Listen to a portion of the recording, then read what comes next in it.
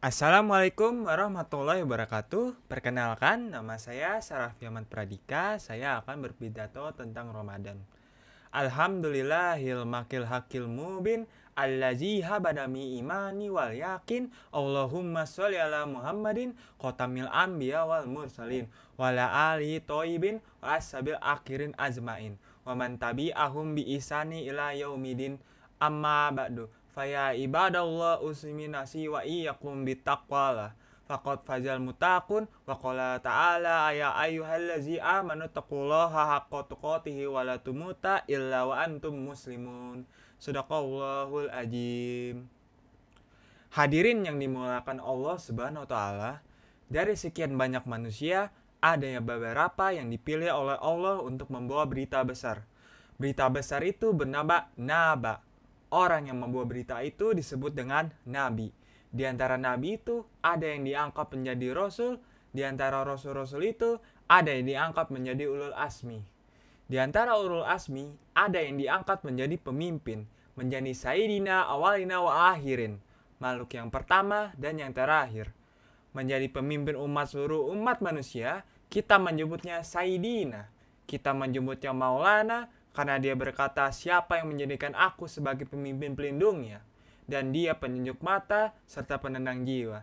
Selalu kita sebut dipanggil namanya Sayyidina wa Maulana Muhammad Sallallahu Alaihi Wasallam. Di takdiran Allah, jarak kita dengan beliau adalah 1444 tahun. Menetes air mata kita, mau kita kembali mundur ke belakang, ingin makan bersamanya seperti yang dilakukan Abu Hurairah, ingin perang bersamanya seperti yang dialami Khalid bin Walid, ingin hijrah bersamanya seperti yang pernah dirasakan Sayyidina Abu Bakar Siddiq, ingin meriwayatkan hadis dari rumahnya seperti yang dirasakan Anas bin Malik, ingin berperang, ingin hidup, ingin bersama seperti para sahabat asabiqunal awal minal muhajir wa ansor.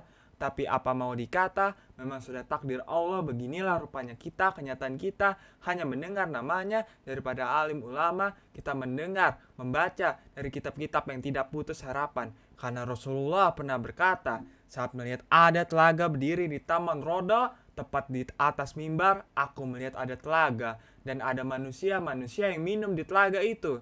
Siapa yang minum di situ tak akan haus selamanya. Lalu kemudian sahabat bertanya, siapa yang minum di situ ya Rasulullah? Rasulullah menjawab, yang minum di situ ikhwani, saudara-saudaraku. Lalu para sahabat bertanya lagi, bagaimana dengan kami ya Rasulullah? Lalu Rasulullah menjawab, kalian adalah sahabat-sahabatku, tetapi ada ikhwani. Ikhwani adalah saudara-saudaraku. Kemudian para sahabat bertanya, siapa ikhwani itu ya Rasulullah?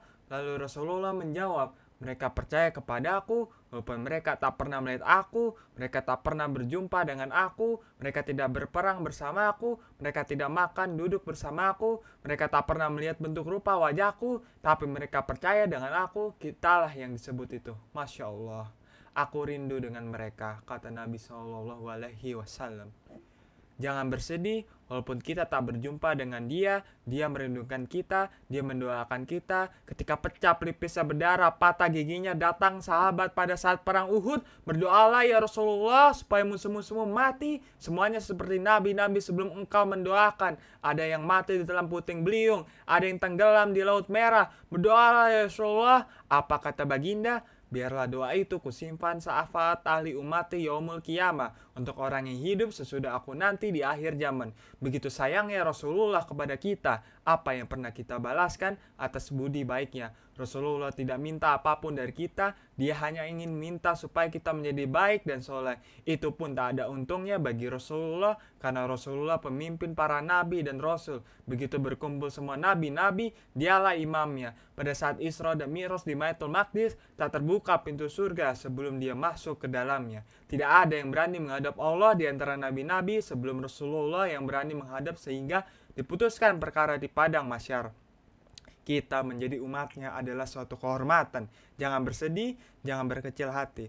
Walaupun tak berjumpa dengannya, kita dapat memperbanyak sholawat kepadanya, khususnya hari Jumat. Rasulullah pernah berkata, inna sholatakum alayya, sholawatmu akan dibawa kepadaku. Sahabat bertanya, bagaimana mungkin sholawat kami akan dibawa kepadamu, padahal engkau sudah mati dalam tanah, jasadmu sudah hancur.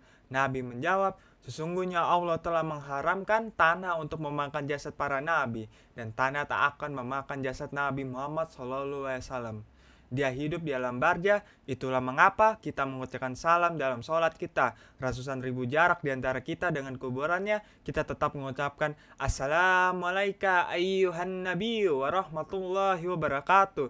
Seakan-akan kita berhadap-hadapan dengannya, berhadap-hadapan saat tahajud, berhadap-hadapan saat awal hari subuh, berhadap-hadapan saat matahari naik duha, berhadap-hadapan saat matahari tergelintir zuhur, berhadap-hadapan saat matahari redup asar, berhadap-hadapan saat matahari tenggelam maghrib, berhadap-hadapan saat sempurnanya malam isya. Sebelum tidur berselawat, berharap dapat berjumpa dengannya walaupun hanya mimpi. Tapi layaklah mata kita yang banyak dosa itu melihat wajahnya yang penuh dengan cahaya. Kemudian mata kami terlalu hina ya Rasulullah, tapi putus harap tak boleh ada pada hamba Allah yang beriman. Hadirin yang dimuliakan Allah, andai ini adalah Ramadan terakhir, Nabi berkata, Salatal mu'din, kalau kau sholatlah seakan-akan itu sholat terakhir, maka kau akan khusus seakan-akan ini adalah Ramadan terakhir, maka tak ada yang sia-sia sampai akhirnya azan subuh berkumandang. Jangan tinggalkan sholat subuh berjamaah, karena orang-orang yang hatinya terikat di masjid siang Ramadan diisi syam, bermakna insyaf, menahan tenggorokan makanan tidak ada yang layu, menahan mata tidak melihat harta yang haram, menahan pikiran dari bisikan kejahatan, menahan tangan kaki, menahan selera menahan hawa nafsu, sampai ketika ada orang yang memancing-mancing, dia akan berkata, ini sohim, aku takut kepada Allah. Masya Allah.